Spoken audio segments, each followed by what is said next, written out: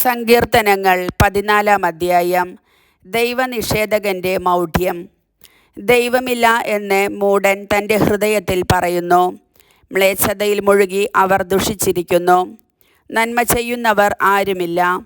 കർത്താവ് സ്വർഗത്തിൽ നിന്ന് മനുഷ്യമക്കളെ നോക്കുന്നു. ദൈവത്തെ തേടുന്ന വിവേകികളുണ്ടോ എന്ന് അവിടുന്ന് ആരായുന്നു.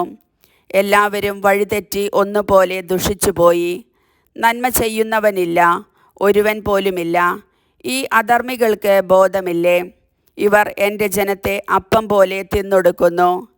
ഇവർ കർത്താവിനെ വിളിച്ചപേക്ഷിക്കുന്നില്ല. അവിടെ അവരെ പരിഭ്രാന്തി പിടികൂടും. എന്തെന്നാൽ ദൈവം നീതിമാന്മാരോട് കൂടെയാണ്.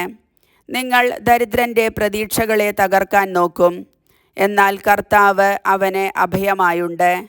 ഇസ്രായേലിൻ്റെ വിമോചനം സിയോനിൽ നിന്ന് വന്നിരുന്നെങ്കിൽ.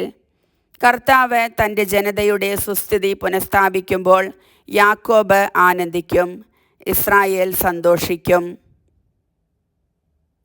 കർത്താവിൻ്റെ വചനം.